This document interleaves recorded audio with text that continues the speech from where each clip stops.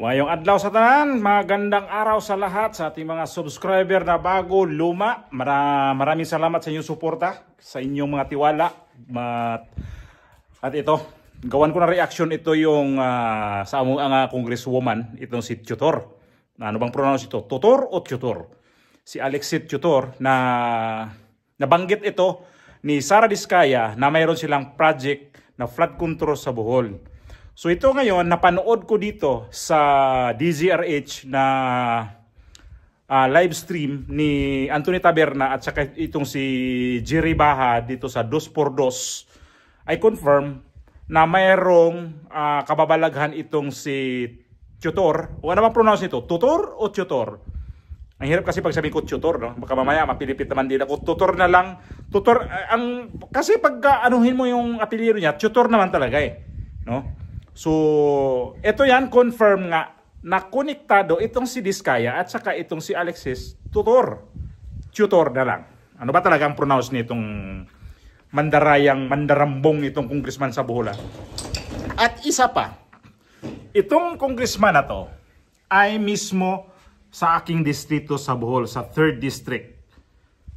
Mauni siya ay congresswoman sa 3rd District nga maupod ni siya ni pirma sa impeachment ni BP Sara during the time na nagkapirmahan itong mga congresswoman kasama na to si Tutor doon sa impeachment ni BP Sara. Ito yung sabi ni Diskaya na mayroon siyang project sa Bohol na ang kanyang mga project ay nationwide. Since kailan kayo nag-umpisa? 2012? DPWH? Yes.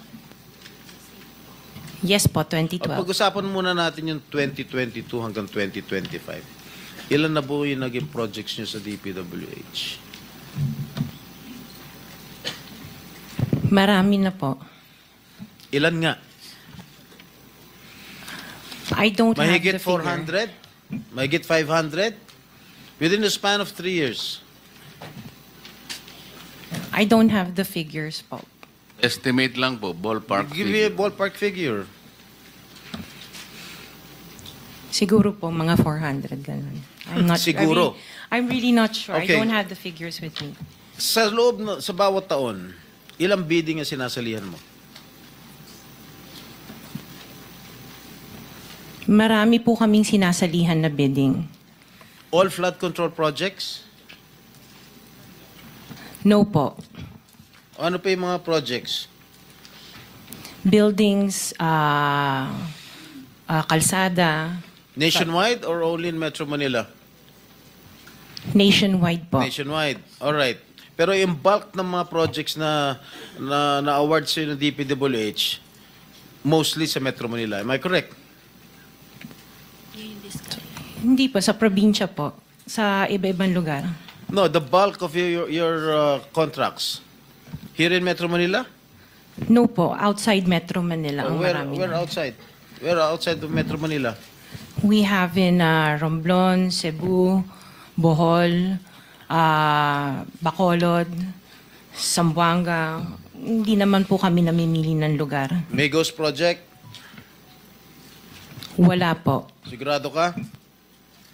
Opo, Kaya definitely. ka dahil pag meron kami ma-discover na may ghost project, pakukulong kita rito. Minimum totoo. Wala po talaga. Meron ka mga pictures na lahat ng mga proyekto ginawa mo? Yes po, Nasaan? meron po kami. Lahat ng mga 400 projects, meron kang litrato? Yes po. O i-submit mo rito sa committee. Okay po. Kasama pa Romblon, kasama ano pa itong mga probinsyang binabanggit niya, pero alimpungatan ko ba pag sabi niya na, uy, Bohol. So, di na ako magtaka kung bakit kasama ang Bohol. Kasi ano ko na rin ito nabanggit. Sana nga lang walang kasamang mga ghost flood control project sa Bohol. Kapag nasa distrito o saang distrito sa Bohol, ay dito, ilalabas ko rin dito sa aking, sa aking video, sa aking vlog, na ang kapal ng mukha nitong si Tutor. Sana itong video na to makarating sa kay Tutor, na ang kapal ng mukha mo. Tawagin mo kitang madam, napakabastos mo. Kaya pala pumirma ka ng impeachment ni VP Sara dahil ayaw mo makita yung pinagagawa mo. At ang balita ko nito, kumari mo tong si VP Sara, pero hindi ka na kumari mo yan. Kasi yung anak mo, inaanak yata ni VP Sara. Tama ba yung pagkaintindi ko? So, kawalang hiya mo, tutor, wakay uwaw, kabaga naong nimo, oy. Pariha lang mo ng asawa sa gobernador. Itong si Aumentado, akala ko nga dati itong si Van Aumentado ay dito asawa ni Aumentado na gobernador sa Bulacan. Mag-asawa pala to. Di ang kapal din ng mga mukha nito kasi mag-asawa. Wala na pa talaga kay ibang parang kayo na lang talagang magaling. Ito si Tutor, nabanggit nga to dito sa 2x2 ni Jerry Baha. Ito yung video ni Jerry Baha dito sa DG Rights. Kongresista dyan sa Bohol, sa Bohol Combachero, naka Porsche Cayenne. Cayenne. Aba, yun ang sinasakyan. Anong year model? Ito, nakasakay siya sa, ito. Babae. Babae. Hindi naman nakasakay nagpa-picture lang Hindi, kanya daw to. Ang kongresista daw Combachero ay Christine Alexi Tokmo Besas Tutor. Ang haba naman ng pangalan nito. Pati nga ang pangalan. Pati nga yung itsura nung nung kongresista. Oo. Nakatakip yung mukha pero ano ba yung suot? Naka-short naka-short. Yung short yun. Ang pangalan, Christine Alexi Tokmo Besas Tutor sa Kandahay, Bohol. Ang 3 taong sweldo daw nito pagka kinuwenta mo ay 11.5 million lang. 3-year salary pag kinuwenta mo. Pero yung kanyang Porsche Cayenne ay 18.1 million. Mahal pala yun. Matindi pala yung Combachero. Ito pala yung pala yung bumili ng mga resort doon sa Anda Panglao, yung dalawang batching plant. Yung ba yung binabakbak yung mga yung nakuna ng picture? Yan mismo, Combachero. Yan muna. At ang contractor nito, Combachero, ang contractor nito ay kasama yung EGB. Uy, nasa top 15 yun. Top 15, nasa top 15. Nasa top 5 pa yata yun. Yan, Combachero. At itong distrito na to, Combachero, na wala namang mga lugar na wala namang mga baha, ay may mga flood control project. Yan ang mainam. Magaling. May vision, may foresight. Kasi bago pa magkabaha. Meron ng sa bagay. Diba? Magaling naman. Ang nakuha po nitong pondo 2022 to 2025, yung 3rd district ng Bohol ay 3.219 billion. So parang 1 billion a year. 1 billion a year. Ayos nakakotse ka pa ng mamahalin, tapos magkano yung sweldo mo? Million, tapos yung kotse mo nagkahalaga ng 18 million lang naman. Kapag yung mga kotse ninyo, sobra kayong magaran sa buhay, no? Pati siguro mga nitso ninyo, mga kabaong ninyo, taong bayan din yan ng galing, animal kayo. Mga kuliraha mo, ha? Kapal ng mukha nito na sa Bohol, sa 3rd District. Tapos, ang mali lang dito sa 3rd District, bakit binoto nyo to? Bakit? Mo ninyong giboto? Na napaka number 1 kurap man din ng bayanan Sus, kakurakot, Ginoo ko, Jesus, Maria Josep, ang itsura pa lang di ini. Kababae ni mong tao, senyora ka, animal mo, kakapal lang mukha day nimo, no? Apil ka sa flood control nga ghost project diha sa Bohol. May ghost project ang 3rd District of Bohol. So, sino yung mga nito? Mga LGU na mayroong mga ghost project dyan o yung mga may flood control project. Pakisilip ho dyan kung saan banda ho ito para matingnan, para ma-report. At itong mga congressman o congresswoman na ang kakapal ng pagbumukha, ang galit ninyo dito sa vice presidente noon, ngayon ay bumalik na sa inyo, nag-backfire sa inyo. Kayo pala ang number 1 corrupt. Hindi pala itong vice presidente. Itong si Ortiga mayroon din sa La Union. Grabe pala ang kanyang distrito. Flood control na winawasiwas lang din sa baha. Walang katibay-tibay. Dahil kulang, substandard ang pagkagawa. So, itong sa Bohol, hindi kasi sinabi dito sa 2x2 kung saan banda.